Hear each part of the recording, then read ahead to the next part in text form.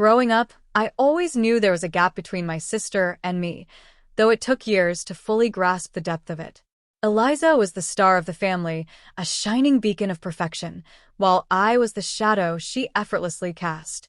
She had the looks, the grades, the charm, a flawless tapestry my parents adored. And then there was me, Lindsay, the afterthought, the background to her masterpiece. Every Christmas painted the picture vividly.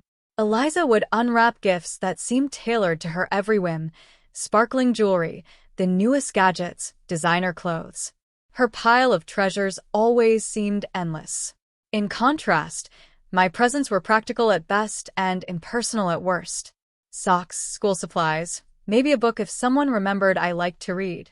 The disparity stung, not because I craved the material things she had, but because each gift was a reminder of where I stood in our family.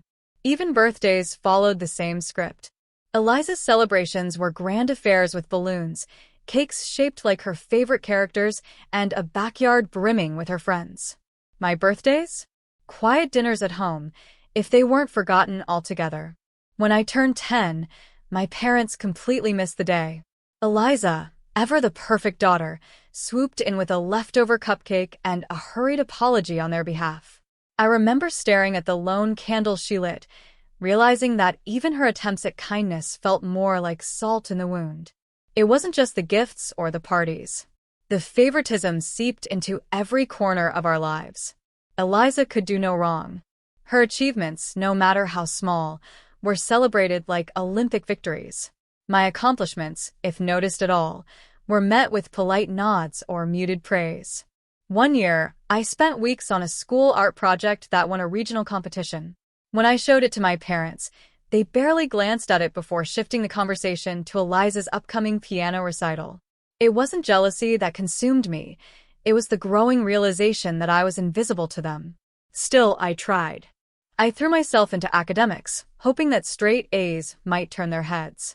I joined clubs, volunteered, did everything I could to prove that I was worth their attention. But no matter what I did, Eliza was always one step ahead. She didn't even have to try. Her mere presence seemed to command admiration. Teachers loved her, neighbors adored her, and my parents, well, they practically worshipped her. It was as if she were a sunbeam, and I was the dim light of a fading bulb. The turning point came one summer evening. I overheard a conversation between Eliza and our mom. They were in the kitchen, laughing over some inside joke, when Eliza's tone shifted. She was recounting a story about me, something I'd done earlier that week, probably one of my clumsy attempts to impress our parents. But instead of defending me, she mocked me, her voice dripping with condescension. Then she said something that chilled me to my core. It's just so easy to get them on my side. All I have to do is smile, and they'll forget whatever Lindsay's whining about. It wasn't the words themselves, but the casual way she said them, as if manipulating our parents was a game she'd mastered long ago. For the first time, I saw through the facade. Eliza wasn't just the golden child by chance. She orchestrated it. Her charm wasn't innate. It was calculated. She knew exactly how to keep the spotlight on herself and ensure I stayed in the shadows. That night, something shifted inside me. The hurt, the frustration, the longing for approval, it all twisted into something sharper. I began to question everything. Every compliment Eliza received, every decision my parents made, every moment I had dismissed as unintentional. How much of my life had been shaped by her manipulations? How many of my struggles were the result of her carefully placed moves? I didn't have the answers yet, but I knew one thing for sure. I couldn't keep playing a game where the rules were stacked against me. If Eliza wanted to be the sun, then fine. But I would no longer be her shadow. Somewhere deep inside, a seed of defiance took root. For the first time, I wasn't just yearning to be seen. I was determined to make it happen. The transition to high school was supposed to be a fresh start for me, a chance to step out of Eliza's overwhelming shadow. At first, it seemed like things might change. Without the constant comparison to my sister's elementary school accolades, I found a space to breathe. My grades were excellent, I joined the debate team, and I made friends who appreciated me for who I was. For the first time, I felt the faint glow of recognition that I had craved for so long. But Eliza wasn't about to let me have my moment. By this time, she was a senior and had already cemented herself as the queen of the school. Teachers adored her, her social circle was untouchable, and she carried herself with the kind of confidence that made people gravitate toward her. She knew exactly how to use her charm to get what she wanted, and she wasn't above using it to make my life miserable. It started subtly.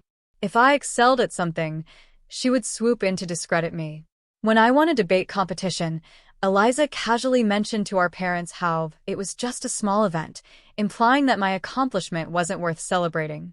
When I landed a lead role in a school play, she would joke about how anyone could memorize a few lines.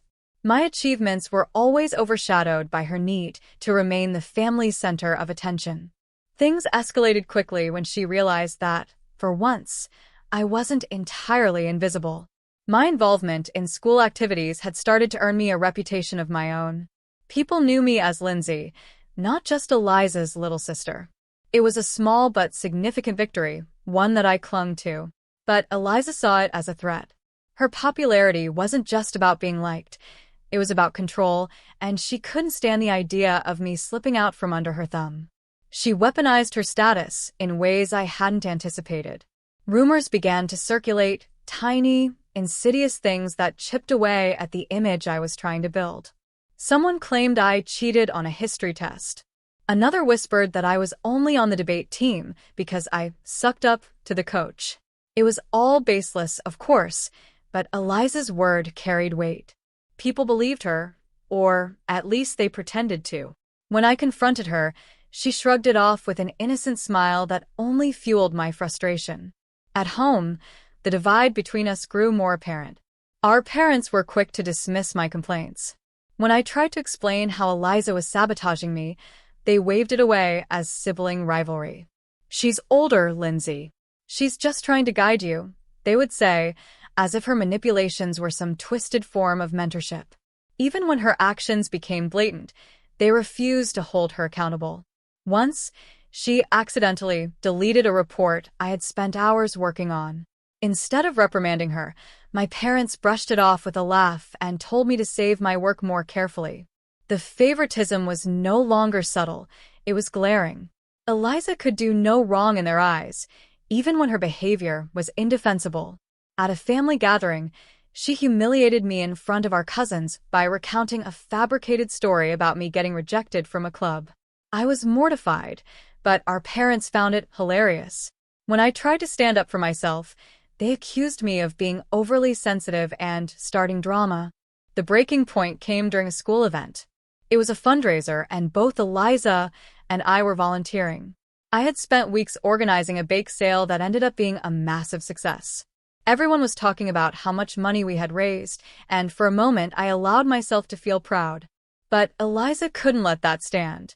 She claimed credit for the idea, spinning a story about how she had helped me brainstorm and guided me through the process. It was a blatant lie, but when our parents arrived, they believed her without question. It wasn't just frustrating, it was heartbreaking. No matter how hard I worked, how much I achieved, Eliza's narrative always won out.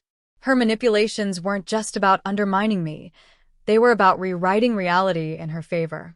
The people around us, friends, teachers, even extended family, seemed to buy into her version of events. I began to wonder if they genuinely couldn't see the truth, or if they simply didn't care.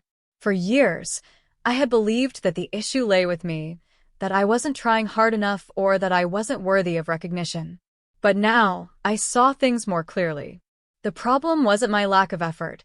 It was the system Eliza had built, one where she was untouchable and I was expendable. And the worst part? My parents were complicit in it all. They didn't just ignore the imbalance, they actively reinforced it. Their excuses for her behavior became more absurd as time went on. "She's under a lot of pressure," they'd say, or "she just wants to make sure you succeed." But I knew better. Eliza didn't want me to succeed. She wanted to ensure that I stayed exactly where I'd always been, in her shadow, invisible and insignificant.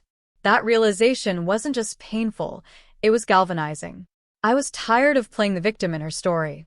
If she wanted a fight, I was finally ready to give her one. By the time I started college, I thought I had finally escaped Eliza's suffocating grasp. But as I soon discovered, her influence reached further than I had imagined. College was supposed to be my sanctuary, a place where I could redefine myself away from the toxic dynamics of our family. At first, it seemed like I had succeeded. I threw myself into my studies, joined clubs, and even started dating for the first time. My first boyfriend, Alex, was kind and genuine. He noticed me in a way that no one else ever had. He wasn't intimidated by my reserved nature or my tendency to downplay myself. For the first time, I felt seen. I made the mistake of introducing him to my family during a holiday break, hoping, naively, that they would be happy for me. Eliza's reaction was swift and devastating. She turned her charm up to full blast, laughing at his jokes, making coy remarks, and finding every opportunity to touch his arm or shoulder. It didn't take long for Alex to start acting differently. He grew distant, canceling plans and avoiding my calls. When I confronted him, he admitted that Eliza had reached out to him privately, suggesting that I was too clingy and not mature enough for a serious relationship. The betrayal cut deeper than I expected, not just because of Alex's gullibility, but because Eliza had once again inserted herself into my life in the most invasive way possible. She wasn't just undermining me, she was dismantling the connections I was trying to build. Alex wasn't the last. Over the next few years, any time I met someone, Eliza found a way to insert herself. She had a knack for pinpointing their insecurities and exploiting them, twisting situations until I was painted as the unreasonable one. In one particularly cruel instance, she accused a boyfriend of inappropriate behavior, creating a scandal that left me humiliated and isolated. Even after the accusations were proven false, the damage was done. My trust in others and in myself was eroding. By the time I realized the pattern, it was too late. My relationships were fractured, and my reputation was tainted. Eliza's manipulations weren't just personal attacks, they were strategic. She thrived on control, and any sign of my independence threatened the delicate narrative she had crafted for herself. It became clear that she wasn't just targeting me for fun, she was determined to ensure I stayed beneath her, no matter the cost. The turning point came during my junior year of college. I had started dating someone new, Daniel, a fellow student who shared my love for literature. He was thoughtful, patient, and refreshingly unaware of Eliza's existence. Determined to protect this relationship, I decided not to introduce him to my family. For the first time, I felt like I was building something outside of her influence. But secrets don't last long in our family, and it wasn't long before Eliza found out about Daniel. She started small, sending me concerned messages about how I should be careful with him. Then she escalated, reaching out to Daniel directly under the guise of sisterly concern. Her tactics were the same, planting seeds of doubt, twisting facts, and framing me as unstable. But Daniel wasn't like the others. Instead of pulling away, he confronted me about her interference, giving me the chance to explain the full history. For the first time, someone believed me without question. That moment was a revelation. I realized that Eliza's power only thrived in secrecy and silence. The more I spoke out, the weaker her grip became. But Eliza wasn't one to back down. When her usual tactics failed, she escalated in ways I hadn't anticipated. She began spreading rumors about me among mutual acquaintances, claiming I was mentally unstable and prone to dramatic episodes. Her stories were elaborate and convincing, designed to alienate me from the few people I had left. Even my parents, who should have known better, began questioning my behavior. They urged me to reconcile with Eliza, framing her actions as expressions of concern. The final straw came when she showed up at my college unannounced, under the pretense of supporting me. In reality, she was there to undermine me further. She managed to insert herself into my social circles, charming my friends and subtly discrediting me at every turn. Her presence was a constant reminder that no matter how far I ran, she would always find a way to pull me back. That's when I made the hardest decision of my life. I cut ties with my family. It wasn't a dramatic confrontation or a tearful goodbye. I simply stopped returning their calls, stopped visiting during holidays, and stopped engaging with the chaos. Instead, I poured my energy into my studies and my relationship with Daniel. It was a painful choice, but it was the only way to reclaim my life. Eliza didn't take the distance well. For someone who thrived on control, my absence was a challenge she couldn't ignore. Her attempts to reel me back in became more desperate and malicious. She sent emails filled with thinly veiled threats, accusing me of abandoning the family and ruining her reputation. She even showed up at Daniel's apartment one evening, demanding to speak with me. But by then, I had learned to see through her tactics. Her desperation only highlighted how much power I had gained by stepping away. The distance gave me clarity. For the first time, I saw Eliza for who she truly was, not a perfect sister, but a deeply insecure person who relied on manipulation to maintain her sense of superiority. Her actions weren't about me. They were about her need to control the narrative. And by removing myself from her story, I had disrupted her carefully constructed world. But I knew this wasn't the end. Eliza wasn't the type to let things go, and I could feel her plotting something more sinister. The question wasn't if she would strike again, but when. Meeting James was like stepping into a world I never thought existed. He was everything my family wasn't: calm, understanding, and deeply kind. Where Eliza thrived on control and manipulation, James operated with a quiet confidence that drew people to him effortlessly. He didn't need to flaunt his achievements or play games to command respect. For the first time in my life, I felt safe, like I didn't need to prove myself to be worthy of someone's attention. We met during a work conference shortly after I graduated. He was on a panel discussing innovative strategies in his field, and I was captivated by his eloquence and humility. What started as a professional connection quickly grew into something deeper. James saw me, not as someone overshadowed by a golden child, but as an individual with her own strengths and aspirations. He encouraged me to chase my dreams and supported me in ways I'd never experienced before.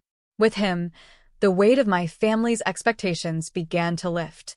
When he proposed, it felt surreal. We were on a quiet beach, the waves lapping at our feet as he told me how much he believed in me. His words were a balm to wounds I'd carried for years, and for the first time, I allowed myself to imagine a future untainted by my family's dysfunction. We began planning the wedding together, envisioning a small, intimate ceremony with only close friends and family. But, as always, my family found a way to insert themselves into my happiness. When I shared the news of our engagement, my parents were quick to shift the focus to Eliza. They insisted that she deserved a prominent role in the wedding, arguing that it was only fair given her contributions to the family over the years. At first, I tried to compromise. I agreed to let her be a bridesmaid, hoping it would appease them. But that wasn't enough. A week later, my mother called with an absurd demand. Eliza should walk down the aisle in a wedding dress. Their reasoning? She was still single, and this would be her chance to experience the spotlight. The suggestion left me stunned. It wasn't just inappropriate. It was a blatant attempt to hijack the most important day of my life. When I refused, the backlash was immediate. My parents accused me of being selfish, of not understanding the bigger picture. Eliza, predictably, played the victim, claiming that I was trying to exclude her out of jealousy. I was furious, but James was my anchor. When I told him what had happened, he listened without judgment, his expression thoughtful. He had met my family a handful of times and had quickly picked up on the dynamics. While he never openly criticized them, I could tell he was appalled by their behavior. After hearing me out, he leaned back and suggested a bold plan. He believed the best way to handle the situation was to turn their absurdity against them. James's plan had several layers, each designed to expose the selfishness and manipulation at play. The first step was to gain their trust. James met with my parents and Eliza under the guise of discussing the wedding details. During the meeting, he feigned complete agreement with their idea of letting Eliza walk down the aisle in a wedding dress. He framed it as his own suggestion, saying that I was too conflict-averse to object publicly and that this would keep the peace. The next step involved financial manipulation. James cleverly encouraged my parents and Eliza to splurge on extravagant details, all while pretending it was for Eliza's benefit. He expressed mock disappointment over the limited budget and suggested that Eliza deserved the best if she was going to have her moment. This led to my parents agreeing to cover costs for luxury flowers, a gourmet menu, and a top-tier photographer. James's subtle comments played perfectly into their egos, making them believe they were orchestrating something grand. To ensure there were no traces of a scheme, James insisted that all discussions about key decisions take place in person rather than over email or text. This created plausible deniability for us while reinforcing the illusion that he was on their side. Meanwhile, I played the role of the skeptical bride, questioning every decision and further solidifying James's position as the reasonable mediator. Finally, James suggested renting 2 venues for the wedding. He presented it as a contingency plan in case of weather issues or logistical problems.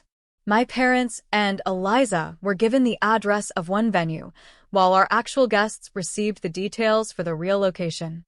On the day of the wedding, additional security would ensure that Eliza and my parents couldn't crash the real event. This setup would force them to confront the consequences of their selfishness while keeping our celebration intact. As we worked through the plan, I couldn't help but feel a mix of anxiety and exhilaration. James's approach was daring, but it felt like the only way to reclaim our day. For the first time, I wasn't just reacting to my family's demands, I was actively taking control. With James by my side, I felt ready to face whatever chaos might come. The day of the wedding arrived, bringing with it a storm of emotions.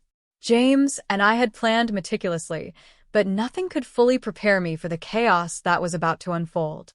By early morning, the 2 venues were set up exactly as planned. The first venue, a modest hall, was elaborately decorated, ready to serve as the decoy location for my parents and Eliza. The second, the true location, was an elegant outdoor garden where our real celebration would take place. Eliza and my parents arrived at the decoy venue promptly, dressed to impress and blissfully unaware of the deception. Eliza, draped in her extravagant wedding gown, commanded the room as though she were the true bride. My parents flitted around her, fawning over every detail as if the day revolved solely around her presence. Meanwhile, James and I were at the real venue, surrounded by our friends and loved ones, preparing for the ceremony. The first cracks in the plan appeared when Eliza's impatience began to surface. She had expected a grand entrance, a captivated audience waiting to admire her. Instead, she found a sparse crowd of confused caterers and a handful of distant relatives who had also been directed to the decoy venue. Frustration mounted as she demanded answers, her voice echoing through the nearly empty hall. My parents, equally perplexed, tried to placate her, but the situation was quickly unraveling. Back at the real venue, everything was proceeding smoothly. The garden was breathtaking, adorned with flowers and soft lighting that created an almost magical ambience. Our guests were in high spirits, unaware of the brewing storm at the other location. James kept a calm demeanor, though I could see the glint of anticipation in his eyes. This was the moment we had prepared for, the culmination of weeks of careful planning. The turning point came when Eliza and my parents realized something was amiss. They attempted to contact James, but he had conveniently left his phone with one of his groomsmen, ensuring their calls went unanswered. As their frustration boiled over, they decided to take matters into their own hands and showed up uninvited at the real venue. By then, the ceremony was already underway. Eliza arrived in her wedding gown, flanked by my flustered parents, just as James and I were exchanging our vows. The sudden intrusion sent a ripple of shock through the crowd. For a moment, time seemed to stand still. Eliza stormed toward the altar, her face a mask of indignation, while my parents trailed behind, trying to maintain some semblance of decorum. Security, as instructed, intercepted them before they could cause further disruption. The scene that followed was nothing short of theatrical. Eliza's attempts to bypass security devolved into a heated argument, drawing the attention of every guest. Murmurs spread through the crowd as people began to piece together what was happening. Some reached for their phones, capturing the spectacle as Eliza's carefully constructed facade crumbled under the weight of her own entitlement. My parents, caught in the fallout, looked mortified but continued to defend her actions, claiming there had been a misunderstanding. James, ever composed, stepped forward to address the situation. Without raising his voice, he calmly explained to the guests that the disruption was the result of a miscommunication. His measured response only served to highlight the absurdity of Eliza's behavior, leaving her floundering for a way to salvage her image. The crowd's reaction was a mix of amusement and disdain, their loyalty firmly aligned with James and me. As the event unfolded, it became clear that this wasn't just a wedding, it was a reckoning. Eliza's actions, once shielded by my parents' excuses and manipulations, were now exposed for all to see. The videos captured by our guests quickly found their way onto social media, sparking a flurry of commentary that painted Eliza and my parents in an unflattering light. The public nature of the fallout was unexpected, but strangely cathartic. For years, I had suffered in silence, but now the truth was out there for everyone to witness. Despite the chaos, the ceremony continued. James and I exchanged our vows under the soft glow of the garden lights, surrounded by the people who truly mattered. The disruption, far from ruining the day, only served to reinforce the strength of our bond and the support of our community. By the time the reception began, the tension had given way to celebration, the drama of the earlier events fading into the background. Eliza and my parents left quietly, their departure marked by a palpable sense of defeat. They hadn't just lost the battle for control over my wedding, they had also lost the veneer of superiority that had shielded them for so long. In their absence, the reception became a joyful affair, a testament to the resilience and love that had carried James and me through the challenges leading up to this moment. As the night wore on, I found myself reflecting on the journey that had brought us here. The wedding wasn't just a union of two people, it was a declaration of independence, a breaking free from the toxic patterns that had defined so much of my life. With James by my side, I knew I was stepping into a future filled with possibilities, unburdened by the shadows of the past. The chaos of the day was a reminder that sometimes the only way to find peace is to confront the storm head-on. The days following the wedding were a whirlwind of emotions. At first, there was a sense of triumph, a deep satisfaction in knowing that James and I had finally taken control of a narrative that had been dictated by others for so long. The plan had unfolded almost perfectly, leaving my family's manipulation exposed in a way they could no longer deny. Yet, as the adrenaline faded, I found myself grappling with an unexpected emptiness. The victory, while significant, didn't bring the closure I had imagined. I replayed the events of the wedding over and over, dissecting every detail. The looks on my parents' faces, the way Eliza's confidence crumbled under the weight of public scrutiny, it all felt like vindication. And yet, there was an ache I couldn't ignore. The damage they had done over the years couldn't be erased by a single act of defiance, no matter how meticulously planned. Their absence from my life, though necessary, left a void that was harder to fill than I expected. A week after the wedding, my mother reached out. Her tone was measured, almost conciliatory, as she tried to explain their actions. She framed it as a misunderstanding, a misstep born out of a desire to include Eliza in what she called a family celebration. It was an excuse I had heard too many times before, one that placed the blame on circumstances rather than acknowledging their choices. My father's silence during the calls spoke volumes, his complicity etched into every pause. Eliza, predictably, had a different approach.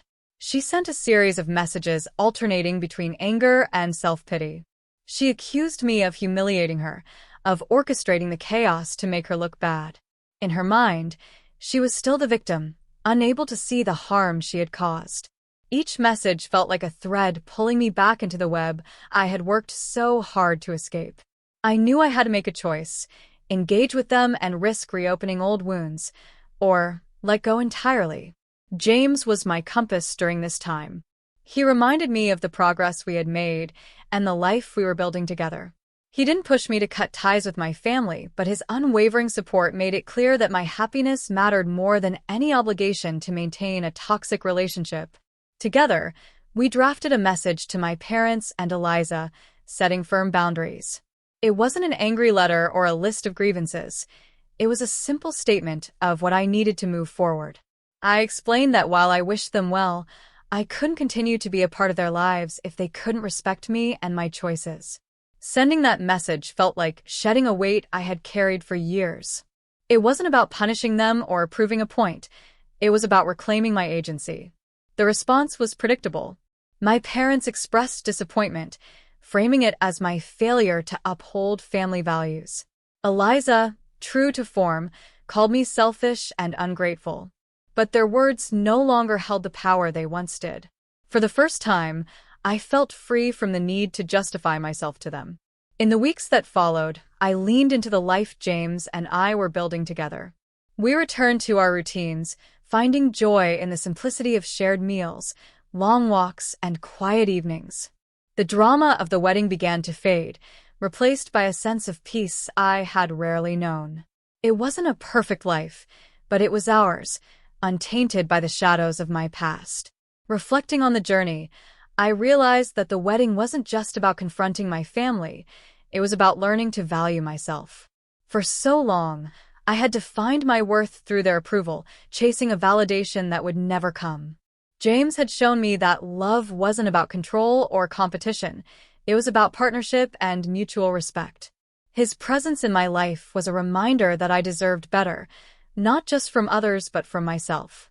As I stood on the balcony of our new home, watching the sunset with James by my side, I felt a quiet resolve. The road ahead wouldn't always be easy, and there would be moments when the scars of my past might resurface.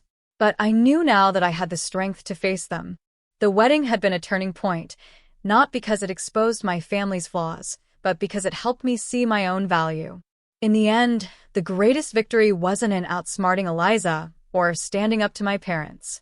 It was in finding the courage to walk away, to choose a life that honored who I was rather than who they wanted me to be. And that, more than anything, was worth celebrating.